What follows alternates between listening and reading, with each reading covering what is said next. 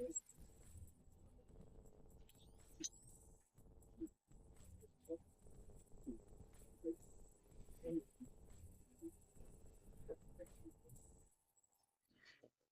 दोनों जब दोस्ती करते, कहीं भी जाते थे साथ में आते जाते, और कहीं भी उठते बैठते साथ में, खाना खाते तो साथ में, नहाते धोते साथ में।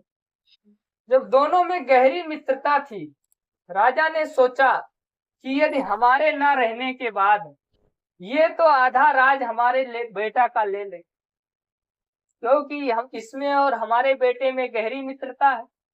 यही सोचने लगा राजा और कहा कि अब तो आधा राज हमारे ना रहने के बाद ले लेगा। तो ऐसा दिमाग लगाया कि ये जो है हमारे बेटे से और मंत्री से दुश्मनी हो जाए। यही सोचकर राजा अपने महल में डुबकी पिटा दिया और कहा, देखो, यदि कोई भी हमारे बेटे में और मंत्री में दुश्मनी कर देगा, उसको जो है मैं 20,000 इनाम दूंगा। ऐसा अपने राज में ढिढोरा पीट दिया और बोला कि जो अगर नहीं करा पाओगे और पैसे के लालच में कर लोगे तो उसको फांसी की सजा कर दो।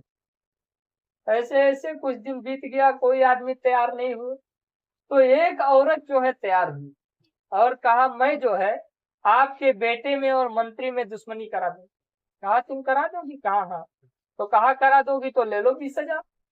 अब वो जो है देखी कि सुबह में इन लोग स्नान करने कहाँ जाते हैं, तो उसको पता लगाया तो बोले कि नदी पे जो है सुबह सुबह स्नान करने ये दोनों जाते हैं।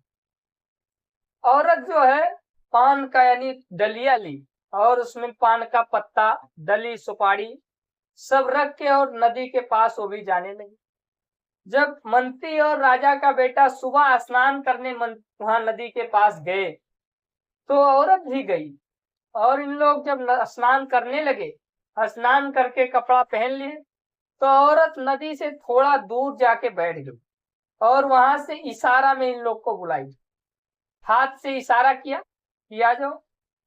तो वो जो है मंत्री ने यानी राजा का लड़का जो था वो कहा, मित्र वो औरत बुला रही है। कहा, मित्र फिर आप ही चले जाओ। राजा का लड़का ने कहा, मित्र तुम बुद्धिमान हो और तुम्हारे पास बुद्धि श्रेष्ठ है और आप ही जाओ और उससे समझ के आ जाओ। तो कहा, भाई अगर तुम नहीं जाओगे तो मैं ही जाता। मंत्री जो है गए, औरत के पास जब पहुंचे तो औरत ने जो है मंत्री के कान में अपना मुख लगाया और हटा ली। दोबारा फिर जो है कान के पास मुंह लगाया और हटा ली। तिबारा फिर जो है कान के पास मुंह लगा के और हटा ली। तो मंत्री ने औरत के ऊपर गुस्सा गए और कहा, तुम बेवकूफ हो, बोलो तो कुछ, क्या कहना चाहती है? ये क्या कान के पास मुंह लगा के हटा लेती है? औरत कुछ नहीं बोली, चुपचाप कान के पास मुंह लगा के और हटा ली करके। 3 बार जब उसने कुछ नहीं बोली तो मंत्री उसको डांट फटकार के और चले आए। जब अपने मित्र के पास पहुंचे तो राजा का लड़का जो था तो कहा, मित्र वो औरत आपके कान में क्या बताई? तो कहा, मित्र वो कुछ नहीं बताई। कहा, कुछ तो जरूर बताई, तुम हमसे छुपा रहे हो, बता नहीं रहे हो। और बता दो, क्या होता है बताने में, क्योंकि मैं आपका मित्र हूँ और हमसे आप छुपा रहे हो। मित्र जो होते हैं उनसे कोई बात छुपाना नहीं चाहिए। कहते हैं, गुरु से कपट, मित्र से चोरी, या होय निर्धन या होय कोरी। यानी गुरु जो है तो गुरु से कोई चीज की कपट मत करो। जो भी आपके अंदर है सब गुरु के चरणों में अर्पण कर दो, चाहे पाप हो या पुण्य हो या क्रोध हो, कुछ भी हो, सब गुरु के चरण में अर्पण कर दो। यानी कपट कभी मत करो। और मित्र जो है उससे सच्चाई बात बता। इसीलिए कहा गया, गुरु से कपट, मित्र से चोरी, या होय निर्धन या होय कोरी। यानी अपने गुरु से सब बातें जो है न्यौछावर कर और मालिक को सदा साथ में रखो। ऐसा हम आप कभी ना सोचें कि गुरु हमसे दूर है, हमेशा साथ में रहते, कहीं दूर नहीं। अब वो जो है मित्र जो था मंत्री से कहा, मित्र कुछ तो जरूर बताई है। तो कहा, मित्र वो कुछ नहीं बताई है। कहा, आपके पास 3 बार कान में मुंह लगाई है, कुछ तो जरूर बोली है। कहा, मित्र वो कुछ नहीं बोली, पागल औरत। कहा, तुम छुपा रहे हो, बता नहीं रहे हो हमसे। तो कहा बता तो रहा हूँ, कहा कुछ नहीं बताए। अब वो दोनों के अंदर जो है बैर हो गया और राजा का लड़का नाराज हो गया अपने मित्र के पास। कहा तू हमसे छुपा रहे हो।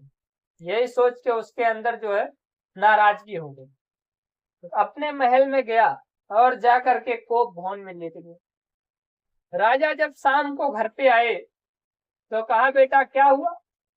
कहा पिताजी, जब तक वो मंत्री जो है उसका कलेजा निकाल के नहीं ले आओगे तब तक हमारे अंदर शांति नहीं है। कहा उसका कलेजा। कहा हाँ। कहा लेकिन वो तो आपका मित्र है। कहा ऐसा मित्र हमको नहीं चाहिए, क्योंकि समय पड़ने पर धोखा दे देते और वो जो है अभी हमारे साथ धोखा किया है, इसलिए उसका कलेजा हमको चाहिए। और उसका जब तक कलेजा नहीं आएगा तब तक हमारे अंदर शांति नहीं। कहा ठीक है बेटा, जैसी तुम्हारी इच्छा। राजा यही चाहता था। राजा ने जल्लाद को बुलवाया और कहा देखो, मंत्री कहीं भी रहे उसका कलेजा निकाल के और हमारे बेटे के पास ले आओ। तो उन लोग जल्लाद लोगों ने सोचा, कहा भाई अब ये तो राजा का आदेश है, अगर उल्लंघन करेंगे तो राजा कुछ भी कर सकता है। क्योंकि कहते हैं राजा जोगी अगिन जल, इनकी उल्टी रीत, और इनसे जग में बच के रहना, करके थोड़ी प्रीत। राजा जो होता है वो कुछ भी कर सकता है।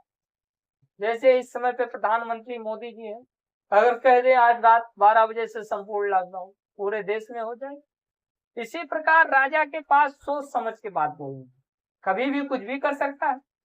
अग्नि जो होता है, अगर आग जल रही है, आप जबरदस्ती करोगे तो उस आग में आप जल जाओगे, बचना नहीं है। जल जो है पानी, अगर आप सोचो निकलने लायक है तब पानी में हलो, और नहीं निकलने का है तो आप उसमें मत जाओ, नहीं तो डूब के मर जाओ।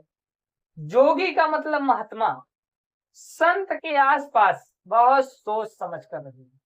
संत के आसपास जो है सोच समझ कर रहना, ऐसा ना हो कभी गुरु आपसे नाराज हो। वैसे तो महात्मा नाराज कोई जीव से नहीं होती, लेकिन हम आप ऐसा काम ना करें जो गुरु को तकलीफ हो और नाराज हो। इसलिए महात्मा के आसपास बहुत सोच समझ कर। अब वो जो है राजा जल्लाद को बुलवाए और कहा देखो मंत्री कहीं भी रहे उसका कलेजा निकलवा दो। जल्लाद ने तैयार हुए और मंत्री को खोजने चले गए। मंत्री 2 दिन हो गया था जंगल चले गए। जंगल में जब बैठे थे जल्लाद लोग वहां पहुंच गए और कहा मंत्री आप ही हो। कहा हाँ। कहा आप ही हो तो आपको राजा ने जो है कलेजा मांगे और हम लोग आपको मारने आए। तो कहा मारने तो आए हो, लेकिन ठीक प्रकार से आप लोग सोच लेना, अगर हमको मार दोगे, राजा के लड़के में और हमारे में इतना गहरी मित्रता है कि एक दिन अगर वो हमको नहीं देखेगा हम उसको नहीं देखेंगे तो चैन नहीं पड़ेगा, इतना हम दोनों के अंदर प्रेम है। तो कहा फिर। तो कहा यदि हमको मार दोगे मैं तैयार हूं मरने के लिए, कलेजा निकाल लो ले जाओ दे दो, लेकिन कल वही राजा तुम्ही लोग को पकड़ेगा और कहेगा जाओ हमारे मंत्री को लेके आओ। तुम लोग अगर नहीं ले जाओगे तो राजा एक एक जन को फांसी दिलवाएगा, क्योंकि राजा बड़ा जल्लाद है, बड़ा कुआखार है। तो जल्लादों ने कहा हाँ ठीक कह रहे हैं, क्योंकि आज ही बोला है कि अगर नहीं लाओगे तो फांसी करवा देंगे। कहा ठीक है।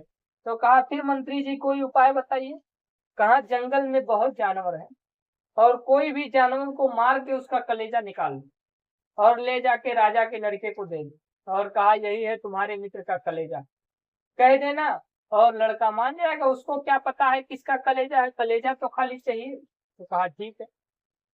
जल्लाद लोग मंत्री के पास से चले गए और जा करके एक हिरन था, हिरन को मारे और उसका कलेजा निकाल के ले आए राजमहल में। राजमहल में जब ले आए तो राजा के लड़के को दे दी। राजा का लड़का कलेजा पाकर बहुत खुश हुआ और कहा हमारे मित्र का ही कलेजा। कहा हाँ। राजा का लड़का उसी कलेजे पे बैठ के स्नान किया और कहा अब जो है हमारे अंदर शांति आई। धीरे धीरे कुछ समय बीत गया। अब राजा का लड़का अकेले ही स्कूल जाता, अकेले ही नहाने के लिए जाता, अकेले ही खाना खाता, उसको तकलीफ होने लगा। धीरे धीरे कुछ समय बीता। अब जहाँ दो रहते थे वहां अकेले हो गया। कुछ समय बीत गया। एक दिन राजा का लड़का पढ़ के जो है घोड़े पे सवार होके स्कूल से घर पे आ रहा। घोड़े पे सवार होके जब आ रहा था तो एक राजा की लड़की उधर से रास्ते से जा रही थी, वो भी घोड़े पे सवार हो। राजा के लड़के को देख करके वो लड़की रुक गई। रुक गई तो ये भी अपना घोड़ा रोक गया और रुक करके ये दूसरे को देखने लगा, वो उसको देखने लगा। तो लड़की जो है अपना पर्स निकाली और पर्स में से एक मूंगा निकाली। मूंगा जो समझते हो आप लोग, मूंगा जो होता है वो निकाली और राजा के लड़के को दिखाई। तो राजा का मतलब मूंग मूंग मूंग जो होता है, मूंग जो हम लोग खाते हैं, कालम जो पहनते हैं। हाँ, वो भी मूंग आता है खाने में। मूंग होता है, मूंग का दाल बनता है। दाल बनता है, मूंग हाँ, दाल। ऐसा होता है, मूंग दाल अच्छा बोलते हैं। सुनो, समझ जाऊंगा। वो जो है मूंग निकाली, मूंगा, और उसे दिखाई और फिर पर्स में डाल ली। जब वो जो है पर्स में फिर डाल ली, दूसरे नंबर पे एक आम का पत्ता निकाली और राजा के लड़के को दिखाई। वो भी दिखा करके और पर्स में डाल ली। तीसरे नंबर पे एक जो है जौ का बाली दिखाई। जौ जो जिसका जो है सत्तू बनाते हैं, एक जौ का बाली निकाली और उसे दिखाई और फिर जो है पर्स में डाल ली। जब 3 बार हो गया, चौथा बार में एक कांच की गोली निकाली और कांच की गोली निकाली और राजा के लड़के को दिखाई और फिर उसे बैग में डाल ली। 4 बार जो है दिखाई और फिर ताली बजाई और घोड़े पे बैठी और चल गई। अब इसका चूड़ी चल गया, सारा बुद्धि फेल। राजा का लड़का सोच में पड़ गया। कहा अब ये क्या कह के गई, इसका क्या बताई, हमको तो कुछ पता नहीं। सोचने लगा अब क्या करे बेचारा।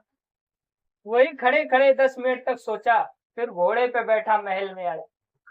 अपने घर पे आया तो फिर जाके कोप भवन में लेट गया। वो ऐसे ही पूरा दिन लेटा रह गया बिना अन्न पानी का। शाम को जब राजा घर पे आए तो कहा बेटा क्या हुआ। कहा पिताजी, जब तक हमारे मंत्री को नहीं ले आओगे तब तक हमें जीना जो है बड़ा मुश्किल है, और नहीं लाओगे तो मैं भी अपना प्राण त्याग दूंगा, जहर खा के मर जाऊंगा, लेकिन जो है अकेले में जिंदा नहीं रहूंगा। कहा बेटा अब तो क्या करूं मैं, मंत्री को तुम बोले थे कि कलेजा निकलवा लाओ, उसका तो कलेजा निकलवा दिया, वो कैसे जीवित रहेगा। कहा पिताजी कुछ भी हो गए, कहीं से भी हमारे मित्र को लाओ। तो कहा बेटा लेकिन अब उसका कलेजा निकाल लिए और वो तो मर गया, जल्लाद लोग ले आए, अब वो जीवित कैसे होगा। कहा कुछ भी होए हमको कुछ नहीं सुनना है, केवल हमारे मित्र को चाहिए, मंत्री हमारे मित्र को चाहिए। तो राजा अब सोच में पड़ गए। फिर जो है 1-2 दिन बीता तो जल्लाद को बुलवाए और जल्लादों को राजा ने बुलाया और कहा देखो कहीं से भी जो है मंत्री को खोज के लाओ।